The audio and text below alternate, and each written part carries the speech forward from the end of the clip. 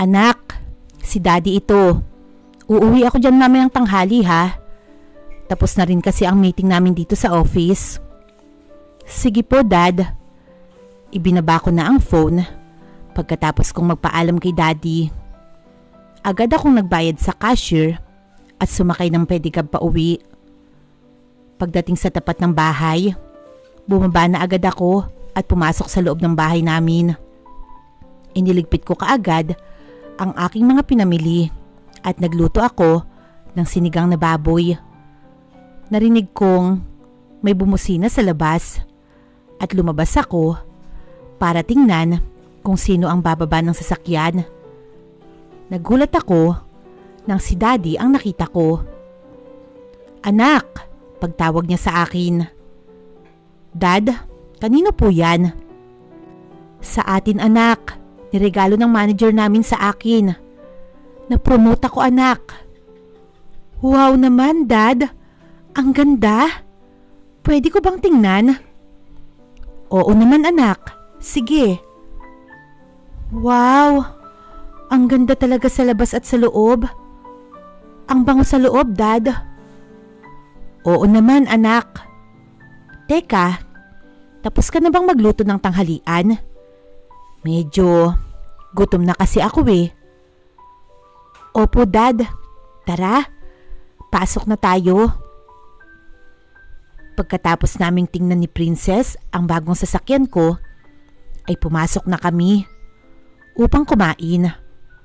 At ako'y kanyang pinagsilbihan. Dad, ayan oh, tikman mo. Masarap ba? Oo anak. Kasing sarap mo to. Ay, si Daddy naman eh. Bulero. Dito ka nga sa tabi ko. Tabi tayo kumain. Sige po, Dad. Nagulat ako nang bigla akong niyakap ni Daddy. Kaya niyakap ko na rin siya.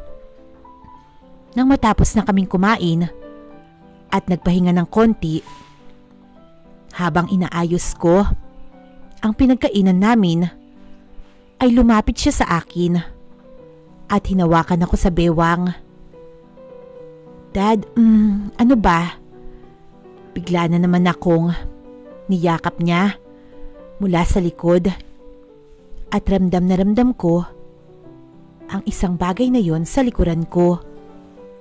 Alam ko ang bagay na yon sa kanya at lalo ko pang idinidiin ang likod ko na kunwari may kinukuhang baso sa mesa. Impit na ungol ko. Lalo ko pang naidiin ang likuran ko at naramdaman ko ang bagay na yon sa bagay na to sa akin. Napaungol na naman ako dahil sa ligaya. May naramdaman ako nakakaiba sa aking sarili. Anak, sambit niya. Bigla akong hinalikan sa leeg ko at ako'y humarap sa kanya. Biglang nagtama ang aming mga labi. Hinalikan niya ako at ginantihan ko din siya ng halik. Ang halik ng pagnanasa. Grabe ang naging halikan namin. Habang naghahalikan kami, ay bumababa ang kamay niya papunta sa aking harapan. Hinawakan niya iyon. Napaungol ako ng sunod-sunod. Nagsimula na akong mag-init nang bumaba na ang halik niya sa leeg ko pababa sa aking harapan. Tinanggal niya agad ang t-shirt ko. Hinubad ko din ang polo niya. Agad niyang sinibasib ng halik ang aking harapan. Hinawakan niya ito. Grabe naman pala itsura nito. Akin lang to ha. Yan ang mga sabi niya sa akin. Ungol na lang ang naisagot ko. Unti-unti ay binababa niya ang suot ko sa baba habang may hawak-hawak siya sa bandang itaas ko. Nang maibaba na niya ang panloob ko sa baba, ay binuhat niya ako ng bridal style at umakyat kami sa kwarto niya. Hindi na namin napigilan ang aming pagnanasa at bigla niyang sinunggaban ang bagay na yun sa akin. Hinalik-halikan niya ito. Wala siyang itinira. Halos lahat iyon ay nahalikan niya at di niya pinalampas. Ungol na lang ang maririnig mo sa kwarto niya. Ako ay sunod-sunod na ungol habang binabanggit ko ang tawag ko sa kanya. Biglang diin ko ng ulo niya sa bagay na yun. Grabe ang ginagawa niya sa akin.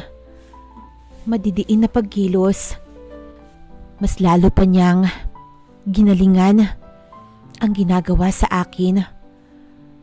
Halos magkandaliyad-liyad na ako sa sobrang ligaya.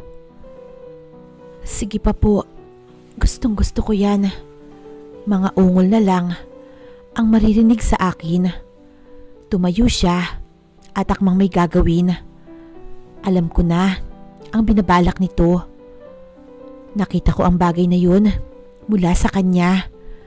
Grabe, napakatikas niyon. Hinawakan ko muna yun bago ko may ginawa dito. Si Daddy ay halos mabaliw na sa aking ginagawa. Nagpalit kami ng posisyon. Ako sa paanan niya at siya sa ulunan ko. Kakaiba ang aming ginagawa. Kaya halos tumirik ang mata ko dahil sa ginagawa niya. Hanggang sa maramdaman kong narating ko ang rurok. Hinalikan muli niya iyon at wala siyang tinira dito. Agad siyang tumayo at ako'y tumalikod. Hinanda na niya ang bagay na yun sa kanya. Huwag kang mag-alala. Dadahan-dahanin ko lang. Hindi kita bibiglain. At tinupad naman niya ang sinabi niya. Dahan-dahan ay may ginawa siya sa akin. Napakaligaya sa pakiramdam habang nangyayari iyon. Kahit na napapangiwi ako sa sakit. Oo, masakit dahil wala pa akong karanasan. Siya pa lang ang makakauna sa akin. Aray masakit.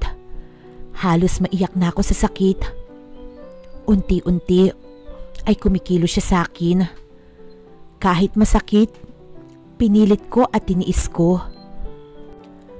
Bigla kong inusog ng malakas ang likuran ko mula sa ginagawa niya. At doon nga, tuluyan ang nagawa niya.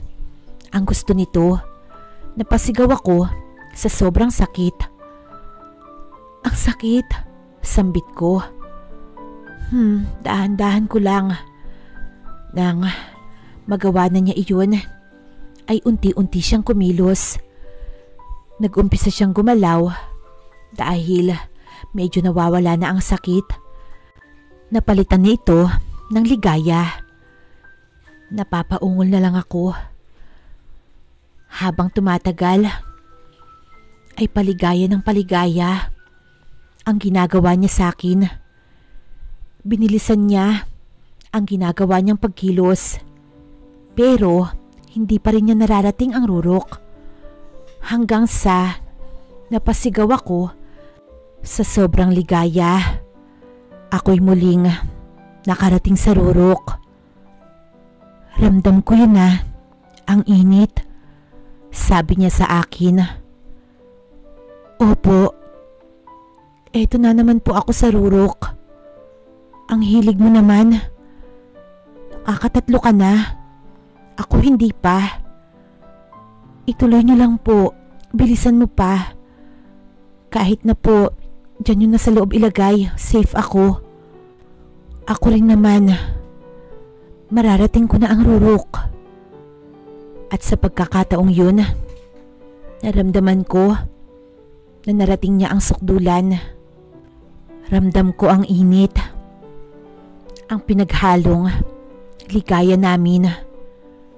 Tinanggal na niya ang bagay na yun dito sa akin. Oo, napunit na ang pagkabirhen ko. Pero yung sa kanya ay makisig na makisig pa rin. Kaya naligo muna ako. Sumabay siya at naulit na naman ang nangyari sa amin. Nakailang beses kami. Sinabi ko sa kanya na, Daddy, I love you. Huwag mo kong iiwan ha, kahit anong mangyari. Oo, sa akin ka lang. Sa akin lang yung katawan mo. At naghalikan uli kami. Pagkatapos ng nangyari sa amin sa banyo at sa ibang sulok ng bahay, ay nagpahinga na kami sa kwarto ko at doon nakatulog. Isang umaga, pagkagising namin, syempre, maganda ang gising ko.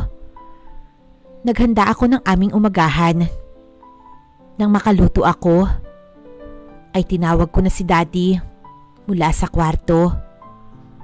Dad, kain na po. Nakapaghanda na po ako ng umagahan.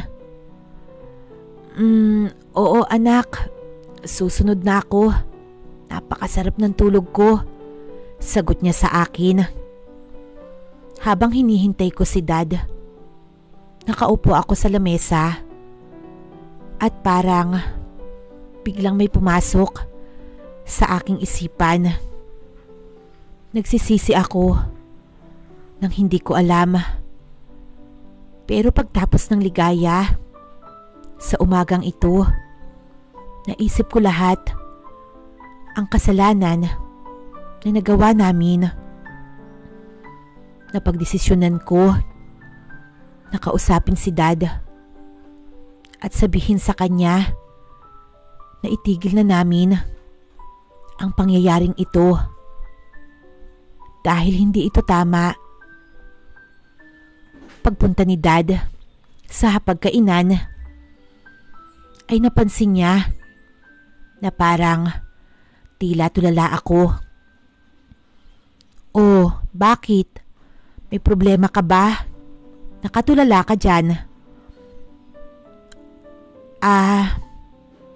Dad, may gusto lang po sana akong sabihin sa inyo. Ano yun, anak? Gusto ko lang po sanang sabihin na mali itong nangyayari. Hindi po ito tama. Alam ko po na nangyari na at nakagawa na tayo ng kasalanan. Pero magagawan pa po natin ng paraan yan. Kaya pa po nating itama ang mali nating nagawa. Huwag na po nating hayaan na lumalim ang nangyayari sa atin. Putulin na po kaagad natin kung ano man yung namagitan sa atin at bumalik po tayo sa dati. Nakita ko si Dad na parang nalungkot ang muka. Anak, pasensya ka na ha sa nagawa ko. Di ko naman talaga ginusto yun. Pero dahil na din sa tawag ng aking katawan at init na nararamdaman ko, at dahil na rin siguro sa pagkamiss ko sa mami mo, kaya ako nagawa ito sa'yo. Pagpasensyahan mo ko, anak. Patawarin mo ko. Oo, tama ka. Itigil natin ito dahil hindi ito tama. Ang kakaibang nais ko sa'yo ay ititigil ko na. Magsasama ulit tayo na mag-ama. At walang magbabago doon. Magiging masaya tayo. At kalimutan na natin lahat ng nangyari. Yun ang mga napag-usapan namin ni Daddy nung umagang iyon. At doon na nga natapos ang aming kakaibang nais.